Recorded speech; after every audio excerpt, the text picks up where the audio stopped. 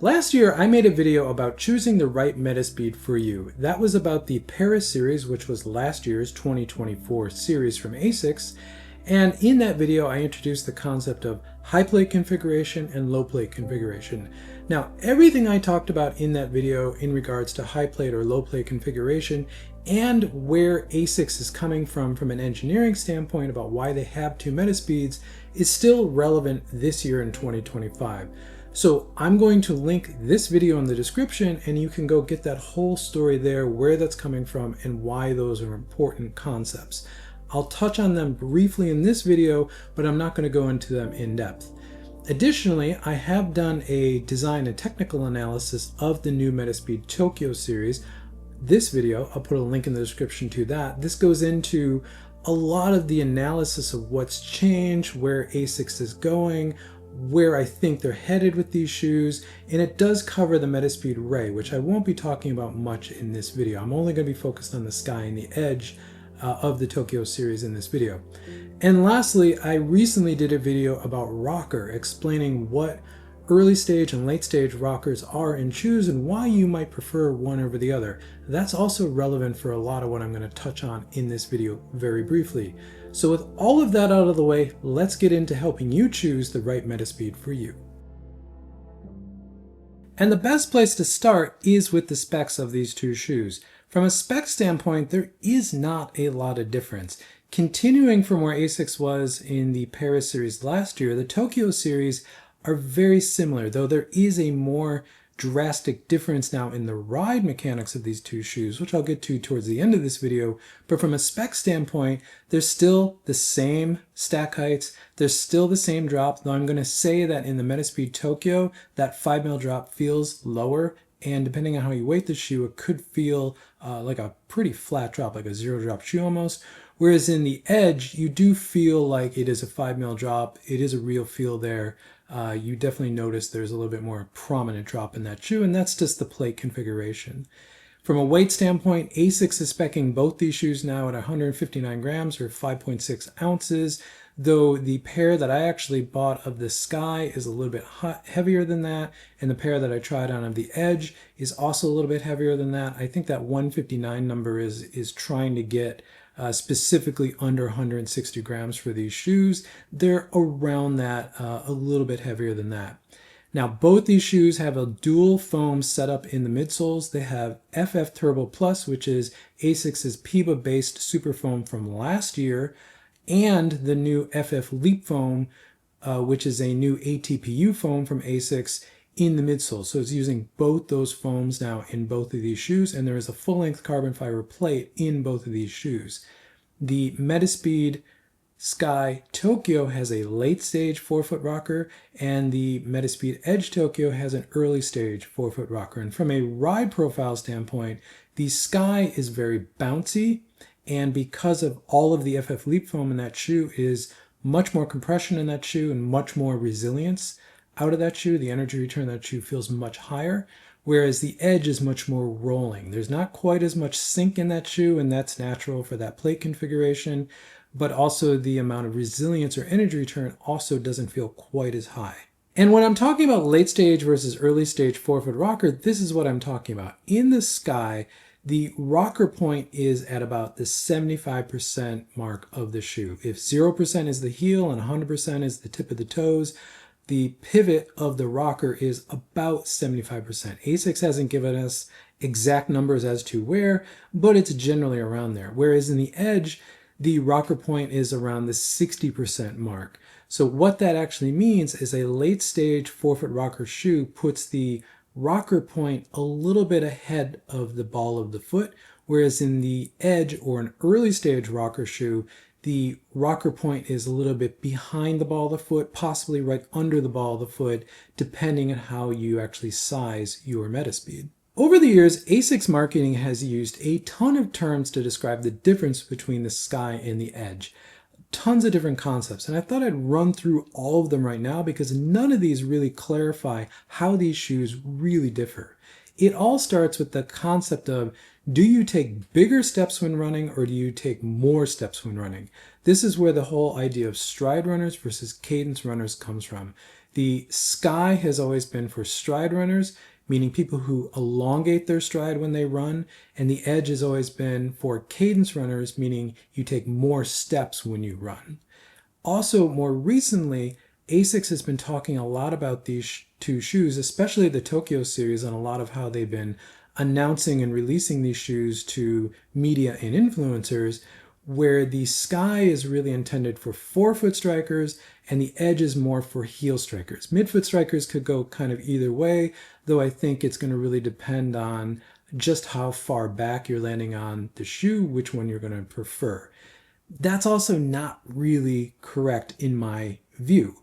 Lastly, at the PR demo events that Asics had in Tokyo about this shoe, they announced the idea of the Sky is for vertical propulsion, where the Edge is for forward propulsion. Now, on the surface, that seems like, well, obviously I want forward propulsion, but it's more getting into the concept of how I actually look at the difference between these two shoes. But before I get to that, I need to explain the difference between high plate configuration and low plate configuration. In a high plate configuration, like the Sky, you have the carbon fiber plate very close to the foot, meaning it's giving a very stable platform that's allowing the entire foot to load all of the foam or material between the plate and the ground to give you that vertical propulsion.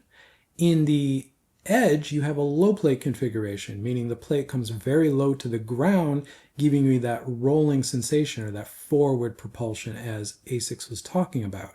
However, I think a better way of describing this is a high plate configuration, mainly the Sky, gives you a bounding and bouncy ride, where the low plate configuration in the Edge gives you a rolling and stable ride. But the trade-off is in the high plate configuration or the Sky, you get some instability and it could feel very mushy, especially if the foam is not very resilient, which isn't the case here. FFLeap foam is very resilient. And in the Edge or the low plate configuration, it can feel overly aggressive and firm. So the fundamental question about choosing which Metaspeed is right for you is, do you prefer a bouncy shoe or do you prefer a shoe that rolls? And shoes that kind of fall into these categories are, if you've liked the FFLeap 3 or the Endorphin Elite 1 or 2, that's generally a high plate configuration shoe and it's a late stage rocker shoe. You're generally going to like the Sky, whereas the Vaporfly and the Puma Fast R3 are low plate configuration shoes that are generally going to be that rolling sensation. And the Adios Pro 4 from Adidas can kind of go between both of these, though this generation in 2025, it leans a little bit more towards the Sky, giving you that bouncy feel. So again, if you like a bouncy ride, the Sky should be the shoe for you. And if you like a shoe that's very rolling, the Edge should be the shoe for you. And everything I just went over was basically the gist of last year's Choosing the Right Metaspeed for You with the Paris series of 2024. And it's the core of choosing again in 2025. But there has been a massive change now in the Metaspeeds. And this, I think, is going to impact the simplicity of that choice. And it's this, the new foam from Asics, FFLeap foam. FFLeap is unlike FF Turbo Plus in every conceivable way. It is more resilient, it is much softer, it is much bouncier, and it's much less harsh. And if we look at this on a scale, FF Turbo is all the way over here. It's very firm, but it was very resilient, but it could be overly harsh. And I actually struggled a lot with FF Turbo and FF Turbo Plus last year. Very fast, but the leg savingsness of it was very harsh on my legs. It just beat my legs up very badly, but it was a fast foam. This year, however, FFLeap goes on to the completely opposite side of the spectrum. Not only is it much softer, it's one of the softest foams that we're seeing on the market in this new generation of super shoes, but it's much more resilient than FF Turbo Plus, which is saying something because FF Turbo Plus was a very resilient foam. And last year in the Paris series of 2024, the two Metaspeeds fundamentally felt very similar on foot. They fit the same. The Sky was a little bit wider. You could feel there's a little bit more foam kind of under the ball of the foot than there was in the Edge, but fundamentally they ran very similar, and you did get a bouncy feel in the Sky and you got a rolling feel in the Edge. but the shoes were fundamentally very similar. However, in the Tokyo series this year in 2025, because of that foam and because of the configuration of that foam, which is very different between the two shoes, you get an extremely different ride, and a ride that I think is going to surprise a lot of people. And case in point, this is the Metaspeed Sky Tokyo. This is the Metaspeed that I bought this year. Now, I'm not working with Asics, so I actually had to go buy my pair of Metaspeeds this year. And on launch day here in Taipei, I went to the Asics store to try both these shoes on. I got to run on them on a treadmill just for maybe 500 meters or so. And immediately I noticed the drastic change in how these two shoes feel. Now, looking at the Sky, I think this is quite important to see. All of this white foam, this lighter foam, this is the new FFLeap foam. The FF Turbo Plus is the more cream colored foam that you see here. There's very little of it in this shoe. Whereas in the Edge, as you can see here, it's the opposite configuration. There's considerably less FFLeap foam under the foot, but there's more FF Turbo Plus foam, especially in the midfoot and heel in that shoe under the plate. But as soon as I tried both these shoes on, it was clear to me that the Sky Tokyo was the shoe for me this year. Now, this is not my review for this shoe. I'll have my review out soon for this shoe in about a week from the publishing of this video that you're watching now. So if you're watching this video after the fact, there'll be a link in the description to my review for this shoe. If you're watching this video on launch, stick around. My review will be out soon for this shoe. But after running on a treadmill in both the Sky and Edge Tokyo, it was clear that this was the shoe for me. And that's really important to consider because I'm a 4-foot striker who traditionally likes low plate configuration shoes. I'm a Vaporfly runner. I have always preferred that kind of configuration. I've always generally gone with the Edge. But when I was running in the Edge this year, I noticed that that shoe feels very, very falling forward off the toe. The roll in that shoe feels very strange. It's almost like the rocker point's a little bit too far back in that shoe, given a couple other things that are going on in that shoe. And those things are the carbon fiber plate that Asics uses and the new FFLeap foam. Now, Asics' carbon fiber plates are extremely stiff. They're probably the stiffest carbon fiber plates of any manufacturer in running shoes right now. They're making super shoes. They're insanely stiff. And in a high plate configuration, like the Sky, a very stiff carbon fiber plate actually works out rather well. It makes a lot of sense because, again, you're creating a big platform for the entire foot to load all of this foam consistently between the plate and the ground. You want a very stiff carbon fiber plate in a high plate configuration shoe like the Sky. But in a low plate configuration like the Edge, you actually want some flex in that plate, because you want the plate to actually flatten out as you're compressing it and work with the foam to provide that kind of snap out of the toe. But in the Edge, because the plate is so stiff in that shoe, you don't really get that interaction. If you've ever run in a Vaporfly or you've run in the Puma Fast R3, you know what I'm talking about. There's sort of a sink that goes on there, then there's a snap off the toe. That's the plate compressing out, the spoon of the plate compressing down and then snapping you forward. It's very literal in the Puma Fast R3 because of the cantilever in front of the toe.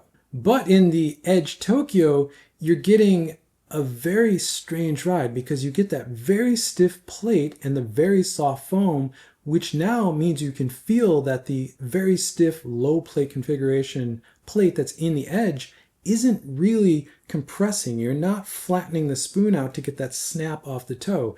It kind of just feels like it's staying there. And now that you have the soft FFLeap foam directly under the foot, you really feel that. And then you put the FF Turbo Plus foam under the plate, which is the firmer foam. It seems to firm up the plate even more than it would be otherwise. It gave me a very strange ride on the Edge. I did not like it at all. It felt very, very falling forward for me in a very unpleasant way. And as soon as I picked up pace, getting into around 345, 330 pace per kilometer, it felt even worse. I did not like how that shoe felt on foot. As soon as I put this shoe on, though, the Sky, I noticed immediately this felt really natural, felt really great. The late stage rocker is something that I don't typically like. I like early stage rocker. I like the rocker point to be around the ball of my foot or a little bit behind. But because of all these soft FFLeap foam in this shoe, it didn't really matter, because when I was compressing this foam, I was just compressing all this wonderful, soft, resilient foam underfoot. This very stiff carbon fiber plate was allowing me to load that, and I was getting a bounce off the toe. And honestly, I was getting a little snap off the toe because the stiff plate in here, as everything was compressed, was really bounding me up. And that's where that vertical propulsion feels really natural, because I'm compressing and then it's pushing me off. This shoe felt really, really wonderful. I'm going to leave you with this. Everything I said at the beginning of this video, do you prefer bounce or do you prefer roll, definitely still applies to the Metaspeed Sky and Edge Tokyo series. However, because of the FFLeap foam in this shoe, I think the better execution of what Asics is trying to do with this new material of FFLeap is really found in the Sky. And frankly, the Sky has always been the centerpiece of the Metaspeeds from Asics anyway. If you've ever seen a post or an article about a Metaspeed, you've seen a product manager presenting a Metaspeed, more often than not, they are holding a Sky. The Edge has always felt like a bit of an afterthought, especially after the first generation, and it's never really been the showcase for what Asics is trying to do with the engineering of the Metaspeeds. The Sky really is. And I think case in point this year in 2025 with the Tokyo series, I think we see that even more with the Sky really leveraging all of this FFLeap foam, and then this shoe, the Metaspeed Ray, being all FFLeap foam and being sort of the best execution of everything Asics Engineering is trying to do with that new super resilient, very bouncy vertical propulsion foam of FFLeap.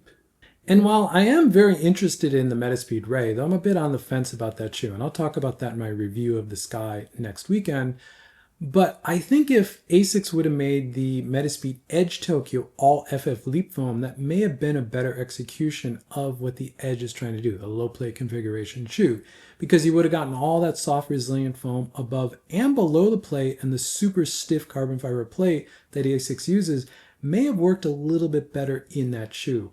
But I don't think we'll ever know that because we're never going to see that shoe.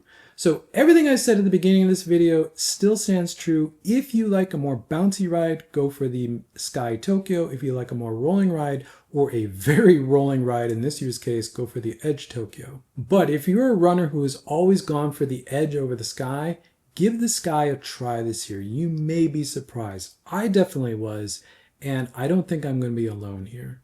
Thank you for making it to the end of the video. If you want to support what I do here, check out sagasurunning.com for merch or click the join button below. If neither one of those options are good for you, leave a comment, leave a like, because it helps this channel continue to grow, which I always appreciate. And with that, I'll catch you in the next one.